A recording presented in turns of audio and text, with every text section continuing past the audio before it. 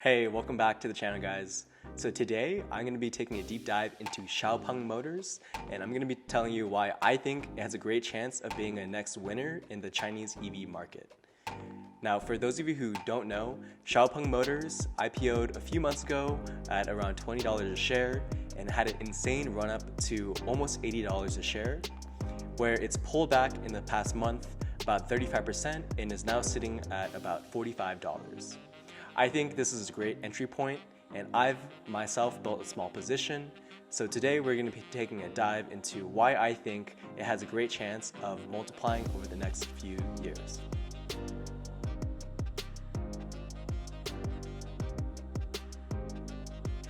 Alright guys, so I want to kick off this episode by talking about the EV industry as a whole and why I'm really bullish specifically on the Chinese EV sector. Now, we can take a look at the sales of new energy vehicles in China by year. So this is a chart from 2011 all the way to 2019. And we can see in 2011, they were doing about 8,000 vehicles. And over the past decade, they've seen a ridiculous run up from 8,000 to where it's at right now, 1,000,000 and 200,000. All right, guys, so in this chart, it shows the top selling light duty plug-in EVs in the global markets. And we can see that China is significantly higher than every other country. China stands at about 3.3 million, while Europe is at 1.9 million and the US at 1.5. So you can already see that China is drastically the market leader, and the trend will definitely continue over time. In this chart, it compares US and Chinese annual sales of EVs. Now, we can see in 2011 to 2014, the US had a clear lead. But in 2015 to 2019, China has been seeing exponential growth and far surpasses the kind of numbers that US EVs have been putting out. In 2019, we see that China has been putting out over 1 million EV passenger cars, while the US is still stuck at around 300,000. So in this chart, it shows the cumulative sales of new energy vehicles from 2011 all the way to 2019. So the chart that we looked at before were plug-in hybrids, but these are every single new energy vehicles from fully EV all the way to hybrid vehicles. And we can see that from 2015 onwards, it's seen exponential growth, almost 2xing every single year. Now we're going to be taking a look at some of the market share of these new plugins. In China, we can see it started at 2015 from 1% all the way to 2019, taking about 5% of the market share. Europe and the US have seen increases as well. It just hasn't been as fast. So earlier in April, China announced that they would cut subsidies for electric vehicles by 10%, followed by 20% in 2021 and 30% in 2022. Now, I think this is just another reason why Chinese EV vehicles will continue to sell and grow over time, because these subsidies are rapidly decreasing, and I think there's such strong demand in the EV market that they will continue to sell to take advantage of these subsidies. Let's take a quick look at their investors relation page. So this is who Xpeng is. They're founded in 2015, and they're a leading Chinese smart EV company that designs, develops, and manufactures smart EVs in China. They're saying that they have become a proven leader in the rapidly growing smart EV market, producing popular and environmentally friendly vehicles, namely an SUV, the G3, and a 4-door sports sedan, the P7. The smart EVs offer attractive design and high performance, coupled with safety and reliability. Our smart EVs appeal to the large and growing base of tech-savvy middle-class consumers in China, and they target the mid and high-end segment in China's passenger vehicle market. Now, we are taking a look at their website, which is really clean. It looks very similar to the Tesla website itself. And we can see that they're first listing off their G3, which is their super long-range smart SUV. In my opinion, it's a good-looking car. It looks pretty sleek, really modern, and I think a lot of people can get behind the branding. So we can take a look So these are their prices in yuan, but we can see the lowest price is about 146,000 yuan, which comes out to be $22,000 in US. Now, I think that's one of the most exciting things about Xpeng is that they're pricing the cars for the middle class, and they're trying to target a bigger addressable market as opposed to what Tesla and NIO are doing by trying to hit on the upper class and target more wealthy customers. One of the exciting things about Xpeng's cars is that for their SUV, they list it as the longest range compact SUV EV on the market. Now, that's really impressive, and if that holds true, I believe Xpeng has a clear advantage when it comes to their range as well as their price point. Now, in this article, Xpeng P7 boasts longest range of any EV sold in China, and we can see that it goes to about 706 kilometers or 438 miles of range, longer than any other electric car sold in China. Now, the Tesla Model 3 long range is 666 kilometers or 414 miles. So it's fairly close, but it still goes to show that Xpeng has created a battery that's able to go farther than any other car, which is definitely a key standing point or key selling point for a lot of customers. Another key call out, and what I think is really differentiating Xpeng from other car companies, is that there's a huge focus on it being a smart EV, and a lot of R&D has been going in on their autonomous driving. So they have something called XPilot, which is their automatic driving assistance system. And what they're boasting is 12 ultrasonic radars, 4 body cameras, 1 front camera, 3 millimeter wavelength radars. So there's a huge focus, and they've already been doing a lot of development in making this an autonomous car. And I think they're truly leading this autonomous revolution in China itself. They have XSmart, which is their OS, which is an intelligent system, which they're coining as a smart mobility car. And we can see that it has 3 screens plus cloud storage, an AI smart assistant, and obviously infotainment as well. So far we've only been talking about their G3 model, but what I think is the most exciting part of Xpeng is actually their P7. Now, their P7 is their EV sedan, which, as you can see, looks really sleek. And just based off of their looks, I like it a lot.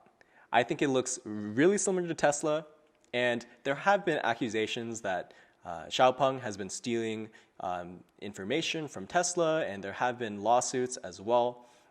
But to me, that doesn't deter me from still investing in the company. I still like their product as well as their leadership and the industry that they're in. So I'm still willing to take a bet on this company. So we can take a look that they're listing this as a super long range smart sedan. And post subsidies, they're listing it about 229,000 RMBs, which if we convert it to US dollars, it comes out to be about $35,000.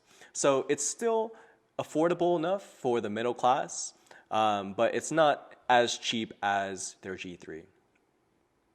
So one of the things that they have is an SEPA, which is a one platform delivering a full intelligent experience. They're saying it's 200 times faster with data bandwidth, 8 times enhanced when it comes to data security computing power, 100% connectivity, and high-level functioning safety.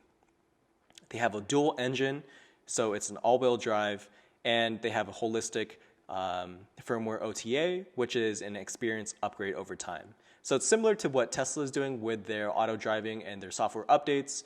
Xpeng would be able to get software updates, meaning that the car continues to get better over time even after you buy it. I think this is one of the most attractive parts of it is with XPilot, with their driving, their parking, and their safety. They're coining it as XPilot 3.1 or 3.0, which is autonomous driving tailored for Chinese road conditions. It's easy to drive and easy to park. We can see what they're coining it as their intelligent cockpit, which honestly I think just looks really sleek, has a great interior. It has a very similar style to Tesla with their smart home screen, but instead of Tesla, it goes all the way to the front, which I think looks really good. So we can continue by looking at their Xsmart OS system. But yeah, guys, what do you think? I think it looks really sleek. It looks very futuristic. And I think a lot of people are lining up for this. When I look at Xpeng on social media, there's a lot of demand for people who want this car.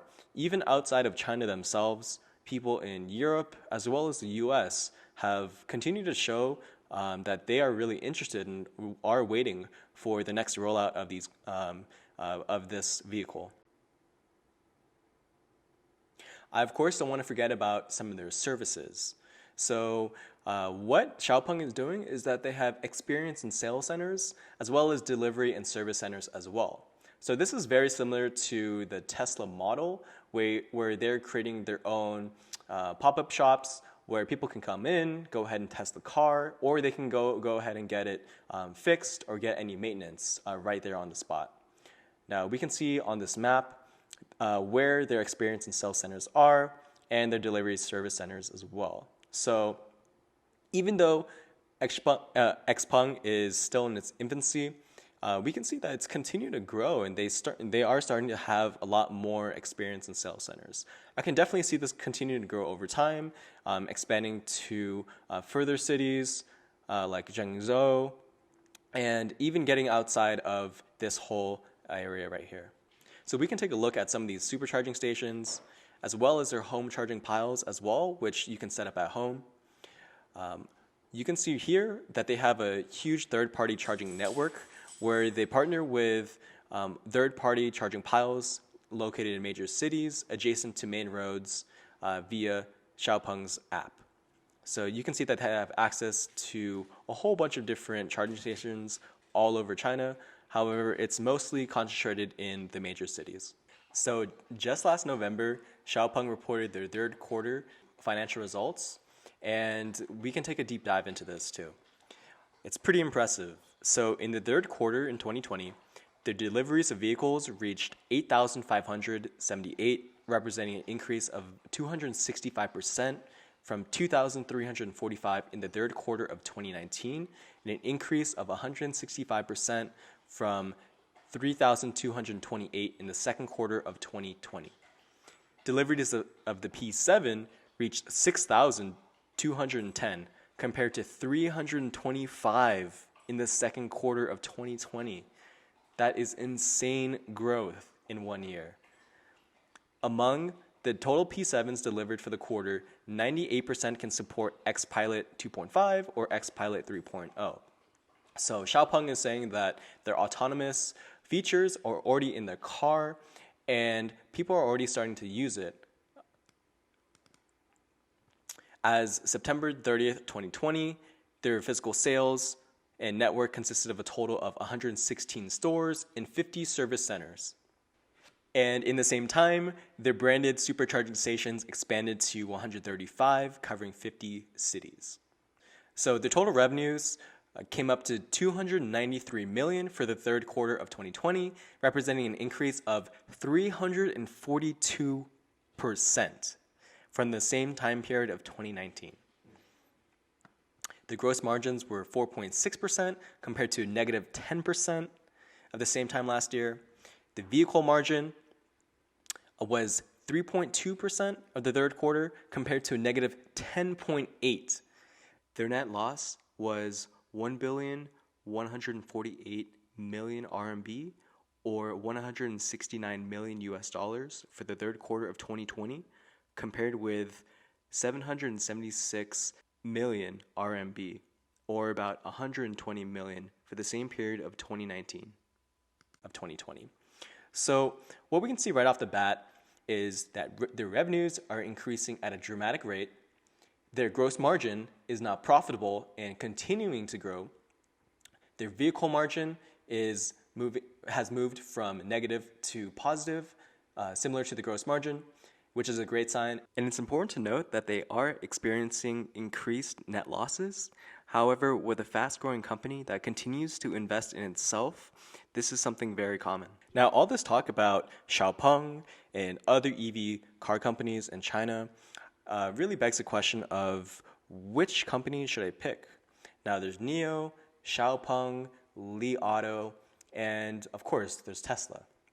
And I think a lot of people are struggling with, one, the valuation, as well as two, which one of these car companies is really going to win out of all of them. In my personal opinion, I think that it's not a zero-sum game. I think as this industry continues to grow, all these companies will continue to grow and thrive. But my personal opinion is that Xpeng will definitely come out ahead in at least one of the few top EV car companies sold in China, mostly because of this one reason. Now, the EV maker Xpeng plans new plant with local government financing. So Xpeng is already a vertically integrated company, meaning that they are able to do everything themselves, from manufacturing to selling and delivering. They do everything in-house, and that over time is going to lead to higher gross margins and higher gross profit because they're able to do everything themselves.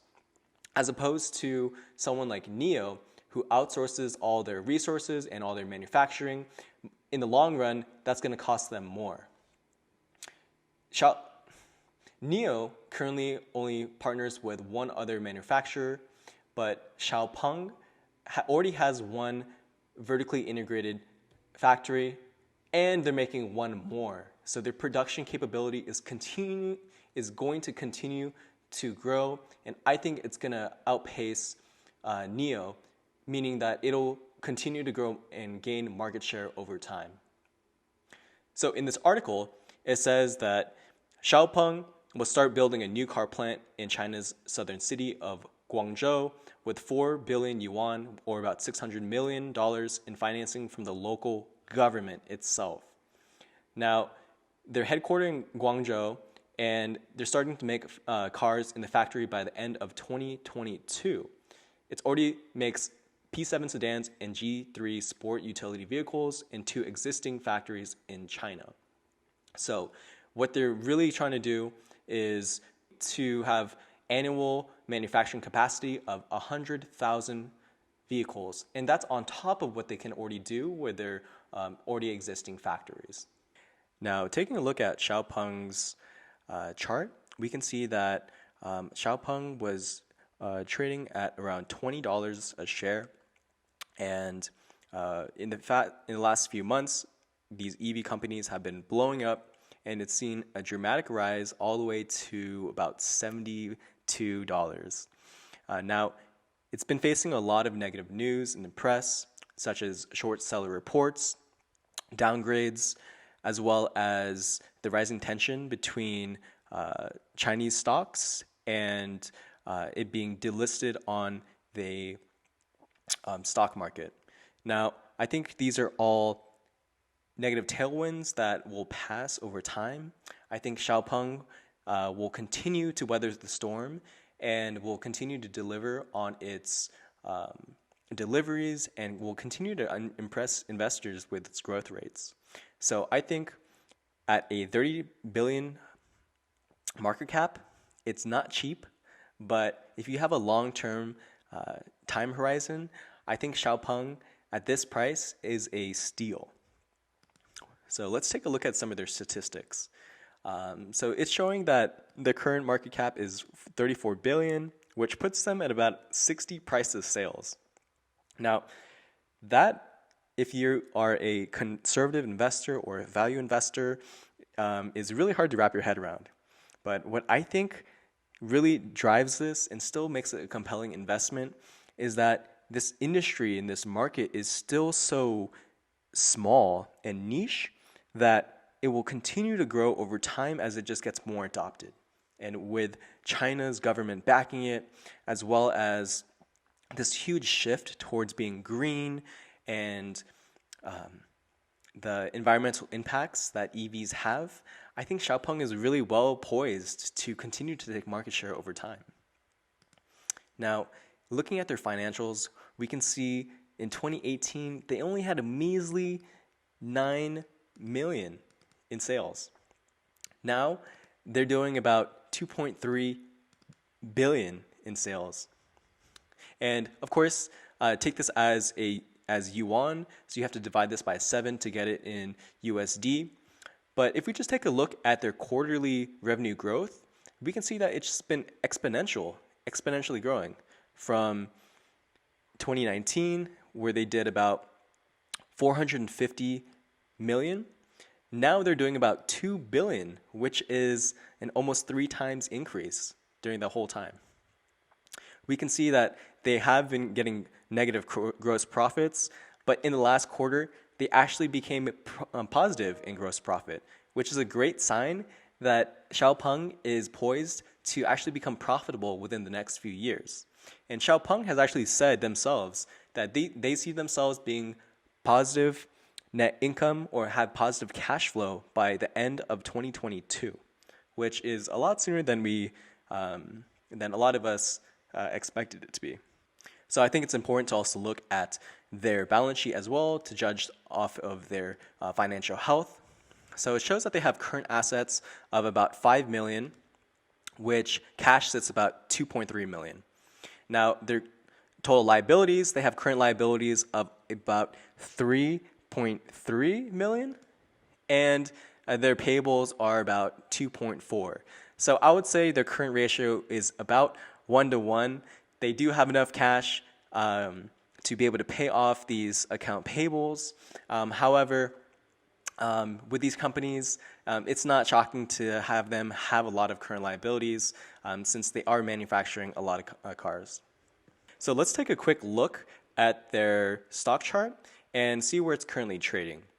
Now, as a long-term investor, I don't look too much into these charts. However, when I do enter a position, I think it is important to understand where you're entering within its general time frame. So we can see back in the very start of November, it's trading around $20, continuing to see huge spikes. And ever since November 24th, it's been seeing a consistent downtrend all the way down. So it's been following this line, has been trying to break out a few times, but it hasn't yet. So right now, it's around the $44 mark, and it looks like it's testing this line and it's trying to break out, but we haven't had confirmation on that yet. My advice is I think it's good to either wait a little bit to see an uptrend, or if you're very bullish and if you're confident in this company at this point, which I am, I'm starting to enter a position and starting to dollar cost average if it does continue to drop down. I think buying this company anywhere from $50 to $40 or even below, if it does fall below that, which I don't think it will, is a solid pickup point. And in the next few months, we'll continue to see this company continue to rise back up. And my price target for this stock is by early next year. I do see this company continue to grow, have it rebound from this dip, and hit back up to all-time highs of about $75. So that about wraps it up for Xpeng Motors and what I'm going to be doing with this stock. Now, let me know in the comment section below what you guys are planning on doing.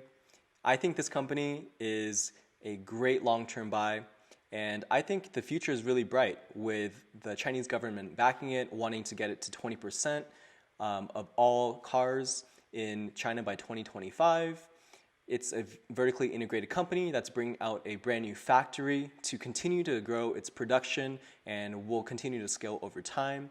I think the cars look really sleek, and it is a leader in smart EVs in China, which I think will continue to grow, and there's always going to be demand for this new technology. As me personally, I see autonomous driving and electric vehicles only continuing to take market share from these ICE vehicles, which are internal combustion engine vehicles. And I think the future is really bright in this industry. Now, this pullback, if you've been involved and do have money invested in Xpeng, it definitely hurts to see it go down. But what I see is a great buying opportunity to buy the dip and to just add this to your long-term portfolio. And I think we have a winner on our hands. So that's what I'm going to be doing, guys. I think Xpeng has a great future. Of course, do your own DD and make sure you look into this company and do your own research. But from everything that I see, I think it's worth adding. And I do see this company continuing to grow and gain market share in this very hot industry. Thanks, guys, and I hope to see you in the next video.